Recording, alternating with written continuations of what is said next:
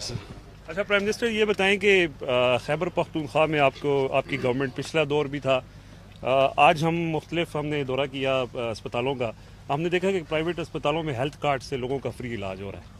تو اب آپ کا کیا پلان ہے کہ یہ جو ہیلتھ کارڈ ہے اور اسپیشلی ایجوکیشن اور ہیلتھ آپ کی ظاہر پرائرٹی بھی ہے، تو اس میں فیوچر کا کیا آپ کے پلانز ہیں سر؟ دیکھیں، ہیلتھ کارڈ کے دو میں آپ کو فائدے بتاؤں. سب سے پہلے تو ایک غریب گھرانے کے اندر جب بیماری آتی ہے نا، تو ساری دنیا کی ریسرچ یہ بتاتی ہے کہ وہ گھرانہ سارا ہی غربت کی لکیر سے نیچے چلا جاتا ہے. سفید پوش لوگ بھی ہوتے ہیں، ان کے گھر میں کئی دفعہ بیماری آتی ہے تو ان کے بھی حالات ایسے ہو جاتے ہیں کہ وہ مقروض ہو جاتے ہیں. تو یہ جو ہیلتھ کارڈ ہے، یعنی ایک ہر گھرانے کو پختونخوا کے اندر اگلے 6 مہینے میں سارے جتنے بھی پختونخوا کے شہری ہیں ان کو 10 لاکھ روپے کی ہیلتھ انشورنس ملے گی. میرے خیال سب سے پہلے تو اس سے بڑی نعمت کوئی نہیں ہے، اور وہ جانتے ہیں جن لوگوں کو کہ گھروں میں بیماریاں ہوتی ہیں اور پیسے نہیں ہوتے، تو ان کے لیے تو سب سے بڑی چیز. دوسری اس کی بڑی فائدہ کیا ہے؟ اس کا فائدہ یہ ہے کہ ہم گورنمنٹ پاکستان میں اتنے ہسپتال ہے ہی نہیں جتنے ہونے چاہیے، اور گورنمنٹ بنا نہیں سکتی اتنے زیادہ ہسپتال، ہمارے پاس پیسہ ہی نہیں ہے. تو یہ ہیلتھ کارڈ کی وجہ سے پرائیویٹ سیکٹر کو اب ہم انکریج کر رہے ہیں کہ آگے ہاسپٹلز بنائیں. تو پرائیویٹ سیکٹر کا مطلب یہ کہ اگر کوئی بھی ہسپتال بنانا چاہے، ہم نے ان کی مدد کریں گے. سب سے پہلے کہ ان کو ہم زمین سستی دیں گے، کیونکہ زمینیں بہت مہنگی ہیں اب تو وہ بنا نہیں سکتے. نمبر 2، ساری بھی جو چیزیں وہ امپورٹ کریں گے باہر سے جو پاکستان میں نہیں بنتی، ہاسپٹل ایکوپمنٹ، وہ ڈیوٹی فری ہوگی. اور نمبر 3، ہیلتھ کارڈ کی وجہ سے وہ کہیں بھی اب ہر کوئی ہسپتال جا سکتا ہے، پیسے دے سکتا ہے ہیلتھ کارڈ کی وجہ سے. اس کا مطلب جدھر چھوٹے چھوٹے شہروں میں ہاسپٹل نہیں ہوتے تھے، پرائیویٹ ہاسپٹل، اب پرائیویٹ ہاسپٹلز کا جال پھیل جائے گا پاکستان میں.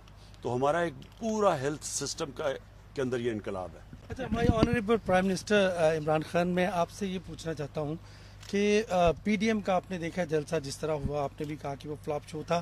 اس کے بعد اب لانگ مارچ کی بھی تیاری ہے، ریزائن کا بھی آپ سے مطالبہ کیا ہے. آپ نے بھی دھرنا دیا تھا اور آخر پہ مذاکرات ہی کرنے پڑے، مذاکرات کی ٹیبل پہ ہی آئے آپ کا مطالبہ کچھ اور طرح کا تھا. ان کے مطالبات آپ کی سمجھ میں ان کے کیا مطالبات ہیں اور اس کا انجام آپ کیا دیکھ رہے ہیں؟ اور دوسرا، آپ گراؤنڈ آپ کے لیے اگر یہ کلیئر ہے تو آپ شفٹ کس پہ کریں گے؟ ڈیولپمنٹ ہوگی اگلے 2 سال یا کہ اکنامیکل ریفارمز، اور کس کے اوپر آپ فوکس کر رہے ہیں؟ دیکھیں، میں نے تو یہ جب سارے اکٹھے ہو گئے، مجھے تو پہلے پتا تھا. میری آپ پہلی تقریر سن لیں.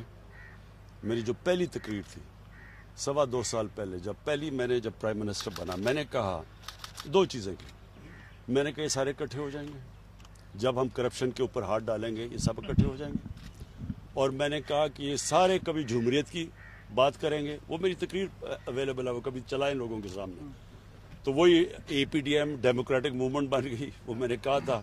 اور میں نے پھر یہ کہا تھا کہ ان کے جو مفادات ہیں وہ پاکستان کے مفادات کے متضاد ہیں، یہ اپوزٹ ہے.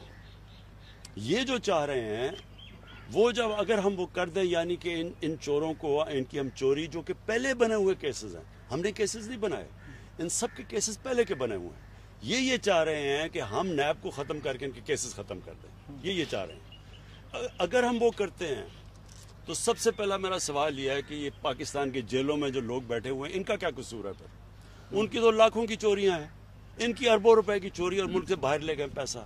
تو ان بیچارے لوگوں کو ان کا پھر کیا قصور ہے کہ وہ جیلوں میں گل سڑ رہے ہیں؟ کئی بیچارے جیلوں میں ہی مر جاتے ہیں، ان کی تاریخ ہی نہیں لگتی تب تک مر جاتے ہیں. غریب لوگ ہیں نا صرف. یہ جو سب سے بڑے ڈاکو ہیں، یہ مجھے بلیک میل کرنے کی مجھے پہلے ہی پتا تھا انہوں نے کوشش کر لی ہے. میں نے بار بار آپ کو کہا کہ یہ مجھے کوشش کریں گے، لیکن میں نے ان کو این آر او نہیں دینا. لیکن اسٹریٹجی کیا ہے؟ جو بھی اسٹریٹجی ان کی ہے کبھی کامیاب نہیں ہوگی. مجھے کبھی میں نے تو ان کو ملتان میں بھی ان کو کہا تھا کہ ان کو کرنے دو جو کرنا چاہتے ہیں. ہمیں صرف لیکن لوگوں کی جان اور مال کی حفاظت کرنا گورنمنٹ کی ذمہ داری ہے. اب کووڈ سے آج 100 سے اوپر لوگ مر گئے ہیں. اب ہم سب کو پتا ہے کہ جب لوگ جمع ہوتے ہیں وہ بیماری پھیل جاتی ہے، ساری دنیا کو پتا ہے. ہم ان کو کہہ رہے ہیں، میرا تو صرف مقصد لوگوں کو بچانا تھا. اگر ان کے جلسے یہ اگر 10 جلسے بھی کریں نا، میں آپ کو ثابت کر کے دکھاؤں گا. 1 جلسہ کروں گا، ان سارے 10 سے کیوں ہوگا؟ کیونکہ میں کرتا ہوں پاکستانی قوم کے فائدے کے لیے جلسہ. میں جلسہ کرتا ہوں جب پاکستانی قوم کا پیسہ چوری ہو، یا میں چاہتا ہوں کہ الیکشن کے اندر ریفارمز ہوں. یہ کر رہے ہیں اپنی چوری بچانے کے لیے. کبھی پبلک چوروں کے لیے نہیں نکلے گی. میرے سے یہ لکھ لیں, کبھی قوم لوگوں کے وہ باہر ڈاکو سارے باہر بیٹھ کے جا کے وہاں لنڈن کی وہ شاپنگ کر رہا ہے, کھانے کھا رہا ہے, اور یہاں کہہ رہا ہے لوگوں کو کہ آپ سڑکوں پہ نکلو اور میری چوری بچاؤ. لوگ بیوقوف ہیں.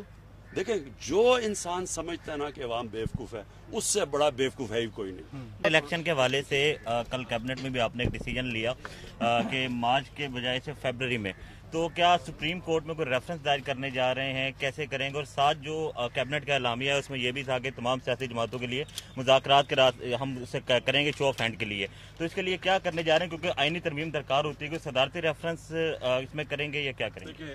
دیکھیں, دو چیزیں ہم نے فیصلہ کیا.